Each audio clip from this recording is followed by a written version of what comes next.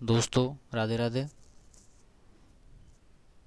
मेरा channel VK चाह गुरुजी India आप लोग लाइक करें और सब्सक्राइब करें और अपने दोस्तों को शेयर करें।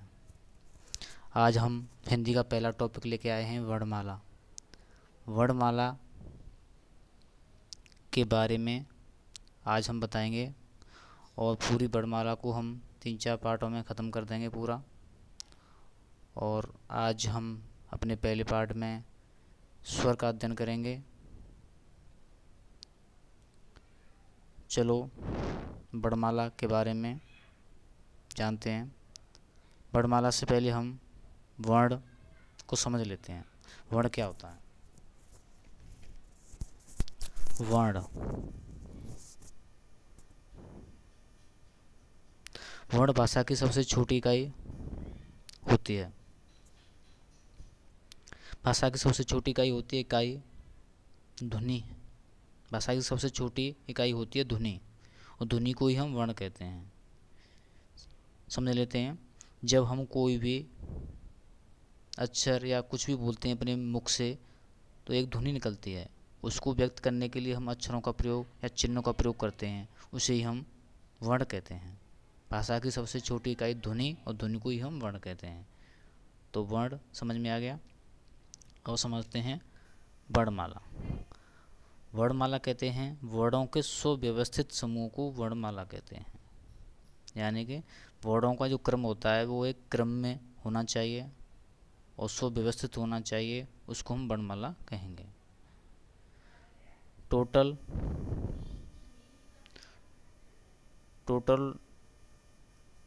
वर्णमाला में 11 स्वर और 33 व्यंजन होते हैं। यानी कि 33 प्लस 11 टोटल 44। हमारी वर्णमाला में 44 अक्षर होते हैं, लेकिन कुछ संयुक्त वर्ण भी होते हैं, उनके बारे में बाद में बताएंगे। आज हम समझ लेते हैं केवल स्वर के बारे में। वर्णमाला को 2 भागों में बांटा गया है। पहला स्वर, दूसरा व्यंजन। स्वर में 11 अक्षर होते हैं, व्यंजन में 33 होते हैं। स्वर को समझ लेते हैं। स्वर किसे कहते हैं? स्वर स्वतंत्र रूप से बोले जाने वाले वर्ण स्वर कहलाते हैं। यानी जिन वर्णों में किसी दूसरे वर्ण की सहायता नहीं ली जाती है बोलने में, उसे हम स्वर कहते हैं। ये अपने आप में स्वतंत्र होते हैं। कुल स्वरों की संख्या 11 है। अ, आ, ए, ई, उ, ए, ऐ, ओ, औ और रे। टोटल हमारे 11 हो गए। अंग और अह इनको सुर में नहीं गिनते हैं, इनको अयोग्यवाह कहते हैं। अयोग्यवाह, इनके बारे में बाद में बताएंगे। स्वर को 3 भागों में बांटा गया है। पहला ह्रस्व स्वर या मूल स्वर या लघु स्वर। दूसरा दीर्घ स्वर या गुरु स्वर। तीसरा प्लिप्त स्वर। तो पहला जो है ह्रस्व स्वर, इसे हम मूल स्वर भी कहते हैं और लघु स्वर भी कहते हैं। यानी कि इसमें छोटा अ, छोटी ए, छोटा ओ और रे, ये चार अक्षर आते हैं। इनकी सहायता से ही बाकी के स्वर बनते हैं। मूल स्वर का मतलब होता है सबसे पहले स्वर। इन्हीं से सारे स्वरों की उत्पत्ति हुई है।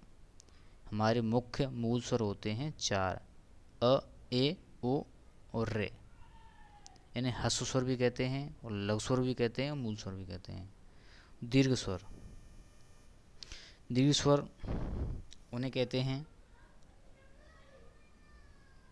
जो लघु से बड़े होते हैं, या ऐसे समझ लो दीर्घ स्वर का उच्चारण करने में अधिक समय लगता है और लघु स्वर का उच्चारण करने में कम समय लगता है। जैसे लघु अ और दीर्घ है आ, अ को बोलने में कम समय लग रहा है और आ को बोलने में ज़्यादा समय लग रहा है, इसीलिए दीर्घ है। लघु में देखो अ ए ओ रे कम समय लग रहा है और दीर्घ में आ ई ऊ ए ऐ ओ औ ज़्यादा समय लग रहा है। यानी कि जिन स्वरों को बोलने में ज़्यादा समय लगे उन्हें हम दीर्घ स्वर या गुरु स्वर कहते हैं, और जिन स्वरों को बोलने में कम समय लगे उन्हें लघु स्वर कहते हैं या मूल स्वर कहते हैं। तीसरा होता है प्लुप्त स्वर। प्लुप्त स्वर में क्या होता है, जिन स्वरों को बोलने में दीर्घ से भी ज़्यादा समय लगे उसे प्लुप्त स्वर कहते हैं। जैसे कि राम, इनका उच्चारण हम संवादों में या नाटकों में करते हैं किसी को बुलाने के लिए या पुकारने के लिए। राम, ओम, ओम भी आता है इसमें। जैसे कि ये एस टाइप का है ना, तो ये 2-3 बार हो जाए तो समझ लेना ये लम्बा खींचना है, हमें बोलने में लम्बा खींचना है, ओम राम, इसीलिए प्लुप्त स्वर है, क्योंकि ये दीर्घ स्वर से भी ज़्यादा समय ले रहा है बोलने में। अब देखते हैं जीभ के प्रयोग के आधार पर वर्गीकरण। स्वर को जीभ के आधार पर 3 भागों में बांटा गया है। अग्रस्वर पहला, दूसरा मध्य स्वर, तीसरा पश्च स्वर। देखो हम जीभ बना लेते हैं, ऐसे जीभ है ये हमारे, ये हो गया पश्च, ये हो गया मध्य, ये हो गया अग्र। तो अग्रभाग में जो अग्रभाग जीभ के आगे के हिस्से से बोले जाते हैं उन्हें हम अग्रस्वर कहते हैं। जैसे ए, छोटे ए, बड़े ए और ऐ, ये जीभ के आगे के भाग से बोले जाते हैं, इसीलिए हम इसे अग्रस्वर कहते हैं। दूसरा होता है मध्य स्वर। मध्य स्वर में जैसे ये जीभ है, पहला हिस्सा, दूसरा और तीसरा, ये हो गया मध्य। मध्य में अ आता है, अ जीभ के मध्य भाग से बोला जा रहा है, इसलिए इसे मध्य स्वर कहते हैं। पश्च स्वर जो पीछे के हिस्से से बोला जाता है, जैसे कि आ, ओ, ऊ,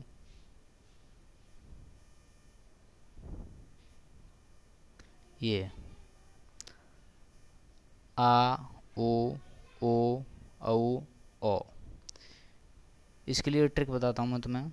जीभ के पश्च भाग के लिए ये सारे देखने में कैसे लग रहे हैं, आ की तरह लग रहे हैं ना, आ, ओ,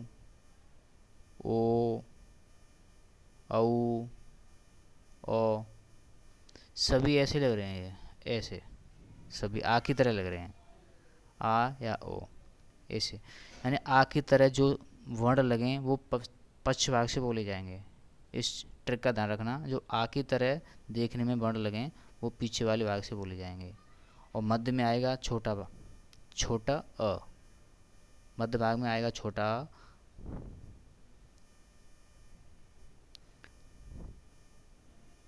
मध्य भाग में आएगा छोटा अ, और बाकी के जो जितने भी स्वर बचे वो अग्रभाग में आएंगे। यानी पीछे वाले भाग की ट्रिक हो गई, अ की तरह लगेंगे सारे, आ की तरह सारे अक्षर आ की तरह लगेंगे, आ की तरह लगेंगे। बीच में हो गया अ और बाकी जो जितने बचे वो हो गई अग्रभाग में।